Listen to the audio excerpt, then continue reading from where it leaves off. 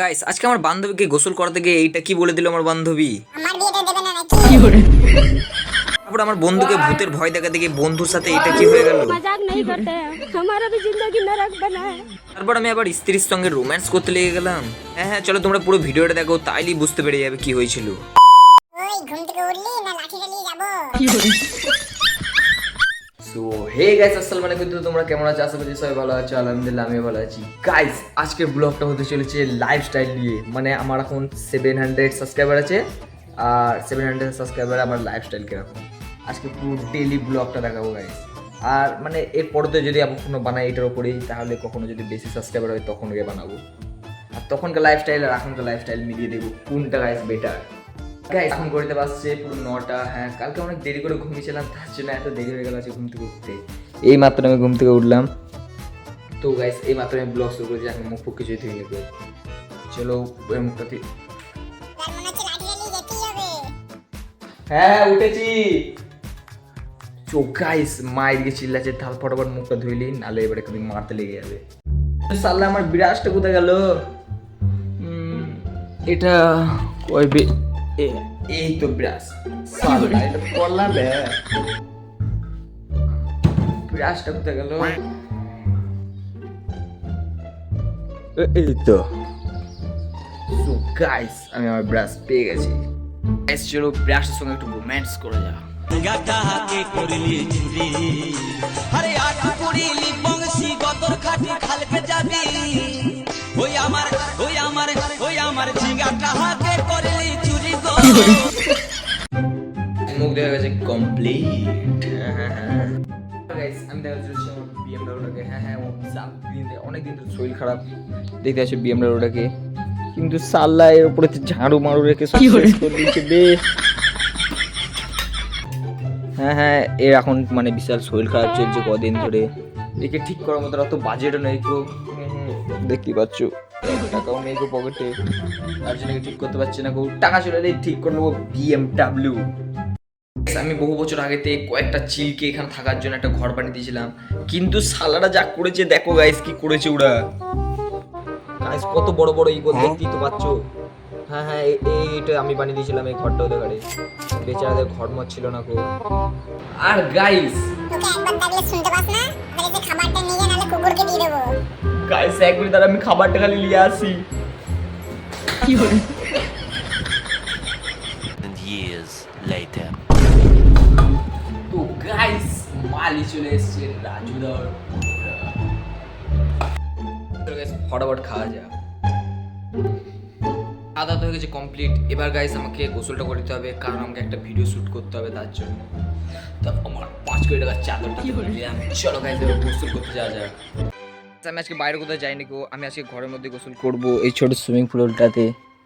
হ্যাঁ আমার খুবই শরীরটা খারাপ, সাল্লা বিয়েটা এবার করে নিতে হবে।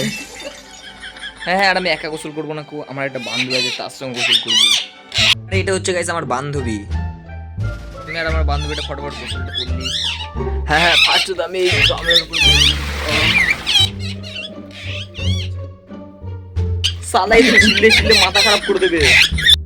সালা গোসল করছে না কো, বলছে নাকি আমার আগে বিয়েটা দিয়ে তারপরে করবো। সালাই পরে ওর জন্য বউ কোথা থেকে নিয়ে আসছি। গাইস গোসল করা হয়ে গেছে কমপ্লিট।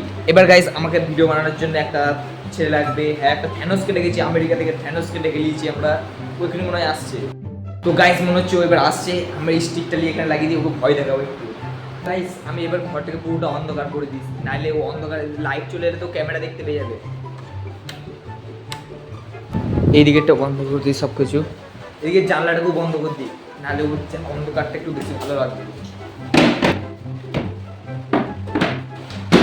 তো গাইস ফুল হয়ে গেছে রেডি। এবার আমি ক্যামেরাটা সেট করে দেবো, আর এখানে দুয়ারটা খুলে এই জায়গাটাতে আমি লুকিয়ে পড়বো, আর ওইখানে দুয়ারটা খুলবে আর ওকে ভয় দেখাবো। তো আমি এখানে ক্যামেরাটা সেট করে দিই। তো গাইস ক্যামেরা হয়ে গেছে রেডি, এবার খালি এটা আমি পড়ে খেলে করে দাঁড়িয়ে থাকবো, আকাশকে ভয় দেখাবো।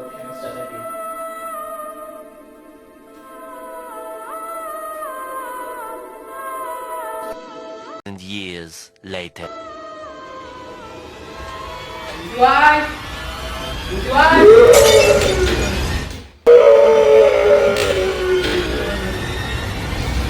কি হরে গাইস এ তো পুরো ভয় খেয়ে গেছে এখানে গাইস এ তো পুরো ভয় খেয়ে গেছে मजाक ও नहीं গাইস करते এ তো हैं পুরো সব শেষ মনে হচ্ছে ভয় পেয়ে গেছে কেন ভয় পেয়েছি বল বিখ্যাত ভয় লেগেছিল একবারে ভূত বেঁধে নিয়েছিলাম ভূত বেরিয়েছে গাইস এর হার্টবিট তো ফাস্ট কিন্তু এর ফ্যানও দেখতে তো হার্টবিট তো একটা চুটকি মারলে আমাকে গায়েব করে দেবে কি করে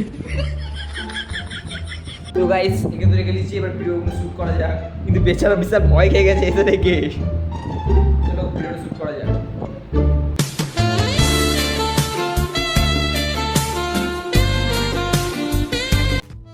এখানে এই সাল্লাই থ্যানোসের জন্য সব হয়ে যায় থ্যানোসের জন্য আধা ঘন্টা ধরে ভিডিও শুট করা করেছে আধা ঘন্টারও বেশি 3 ঘন্টা লাগিয়েছে একটা ভিডিও শুট করতে থ্যানোসটা সাল্লা কত টাইম চলে গেল বে তো ফাইনালি গেছে আমাদের ভিডিও রেডি হয়ে গেছে এবার এটাকে ছাড়তে হবে এডিটিং করতে হবে আর বাইরে এদিকে বৃষ্টিও নেমে গেছে এবার থ্যানোস চাচা একটা চুটকি মারবে চাচা মেরে দাও চুটকি